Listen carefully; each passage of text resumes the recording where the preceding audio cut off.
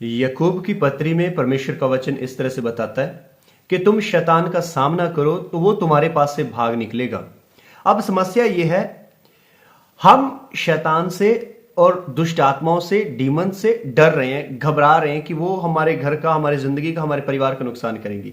असल में परमेश्वर का वचन कुछ और बताता है और वचन में यह लिखा है कि शैतान आपसे और मुझसे डरता है। उसका कारण क्या है? हमने यीशु मसीह के अंदर जीत को पाया है।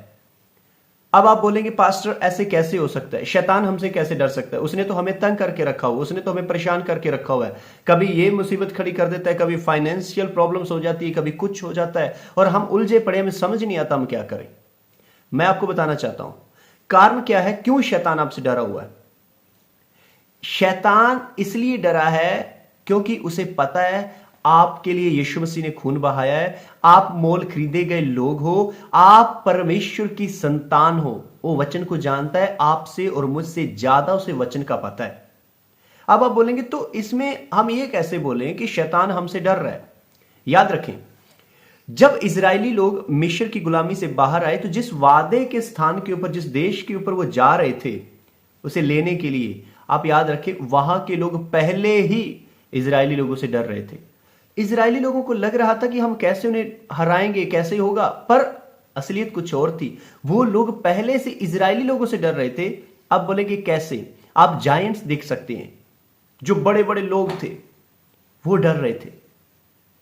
उसके बाद हम जाते हैं, जब इजरायली लोग यरीहो के अंदर जाना चाहते हैं, उसको कब्जे में करना चाहते हैं, उसको नाश करना चाहते हैं, तो वहां से कैसे पता चलता है वो डरे हुए हैं? राहाब वैश्य के पास जब कुछ भेदिए पहुंचते हैं, वहां पे क्या संदेश लेकर आते हैं? राहाब क्या बोलती है? यहां के लोग पहले ही डरे हुए हैं, क्योंकि जो कुछ परमेश्वर ने तुम्हारे साथ किया है, किस तरह से वो मिस्र से बाहर लेके आया है, वो सारी बातें सुन के वो लोग पहले ही डरे हुए हैं। जब हम अपने शत्रु के साथ लड़ रहे हैं, हम शैतान या उसकी ताकतों के साथ, उसकी डीमंस के साथ, दुष्ट आत्माओं के साथ लड़ रहे हैं, आपको और मुझे डरने की जरूरत नहीं है। शैतान हमसे डर रहा है। आप बोलेंगे पास्टर ऐसे कैसे? उसे डर है इसीलिए तो वो आपको ना प्रार्थना करने देता है, ना वचन पढ़ने देता है, ना अच्छे से परमेश्वर के राज्य में बोने देता है। उसे पता है जब आप प्रार्थना करेंगे उसका राज्य खतरे में है, इसलिए वो आपको डिस्ट्रैक्शंस के तौर पे हर एक चीज के अंदर उलझाना चाहता है, हर एक चीज के अंदर वो रखना चाहता है। बस वो आपको प्रार्थना करने से रोकता है। वो हर एक चीज आपको दिखाएगा, सोशल मीडिया के द्वारा, यूट्यूब, फेसबुक, किसी भी चीज के द्वारा हर एक तरह की गंदगी दिखाने को तैयार रहता है, पर वो ये नहीं चाहता कि आप वचन पढ़ें। वो आपको वचन पढ़ने से, प्रार्थना करने से रोकता है। वो आपको हर जगह पे पैसा खर्च करने के लिए मजबूर करता है। आप महंगे से महंगे कपड़े खरीद सकते हैं, महंगे से महंगा फोन खरीद सकते हैं, शादियों में, किसी और फंक्शन में बहुत सारा पैसा लगा सकते हैं, कुछ और चीजें खरीदने में फालतू का पैसा लगा देते हैं। पर शैतान आपको हमेशा रोक के रखता है कि आप परमेश्वर के राज्य में ना बोएं, परमेश्वर के राज्य में सेवा के लिए ना बोएं। शैतान आपके पीछे है। उसका कारण यह है, वो आपको बढ़ने से रोकना चाहता है, क्योंकि उसे पता है जब आप बढ़ेंगे उसका राज्य खतरे में है। इसलिए आप डरे ना, शैतान डर रहा है और हम उस डरे हुए से डर रहे हैं जो खुद डरा हुआ है, जो खुद हारा हुआ है। अपने घुटनों को मजबूत करें, प्रार्थना के अंदर रहें। परमेश्वर आपसे प्यार करता है, वो चाहता है प्रार्थना करें। परमेश्वर का वचन साफ बताता है, शैतान का सामना करो तो वो तुम्हारे पास से भाग निकलेगा। अब जब तक आप सामना नहीं करेंगे वो कैसे जाएगा? परमेश्वर ने आपको रास्ता दे दिया, परमेश्वर का वचन आपको साफ बता रहा है करना क्या है, क्या होना चाहिए। अगर हम करने को तैयार नहीं है, हमारी जिंदगी के अंदर हम उलझे रहेंगे, फंसे रहेंगे, हम शैतान से डरते रहेंगे। याद रखें, चाहे आप इस सच्चाई को आज मान लें, चाहे 10 साल ठहर के मान लें, 50 साल ठहर के मान लें, शैतान आपसे डरता है, इसलिए वो आपको बढ़ने से रोकना चाहता है। आप या तो शैतान की बात को मान लें या फिर परमेश्वर के वचन को मान लें।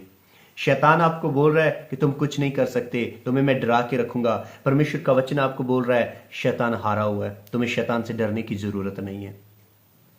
शैतान बोल रहा है परमेश्वर तुमसे प्यार नहीं करता है, परमेश्वर बोल रहा है, परमेश्वर का वचन ये बोल रहा है तुम मेरी संतान हो, क्योंकि मैंने अपना लहू बहा के तुम्हें खरीदा है। शैतान बोल रहा है तुम्हारी आर्थिक चीजों में, तुम्हारे धन दौलत में कभी बढ़ोतरी नहीं हो सकती। Your finances can not grow. परमेश्वर बोल रहा है अगर तू मेरे वचन की आज्ञाकारिता करे तो बढ़ता जाएगा। तू लोगों को उधार देने वाला बनेगा, लेने वाला नहीं। तू लोगों को उधार देगा। फैसला आपके हाथ में मेरे भाई मेरी बहन, आप किसकी बात को मानना चाहते हैं। या तो आप परमेश्वर के वचन को मान लीजिए या आप शैतान की बात को मान लीजिए। रिजल्ट दोनों के अलग होंगे। शैतान की बात को मानने से रिजल्ट अलग होगा, परमेश्वर के वचन को मानने से रिजल्ट अलग होगा। फैसला आपके हाथ में है। मैं आशा करता हूं आप समझ चुके हैं। अगर आप डेली लाइव प्रार्थना में जुड़ रहे हैं, परमेश्वर आपको आशीषित करे। अगर आप पहली बार हमारे चैनल के ऊपर विजिट कर रहे हैं और इस वीडियो को देख रहे हैं, मैं चाहूंगा आप लाइव में जुड़ें। परमेश्वर आपको ब्लेस करेगा। अगर आपके पास कोई पर्सनल प्रार्थना विषय है तो व्हाट्सएप नंबर दिया गया है, आप अपना पर्सनल प्रार्थना विषय व्हाट्सएप पे भेज सकते हैं।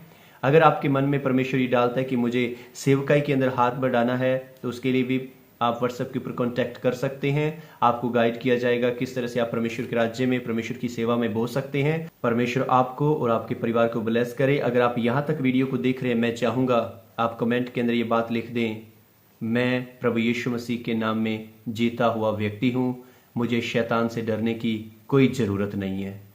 परमेश्वर आपको ब्लेस करे। जय मसीह की।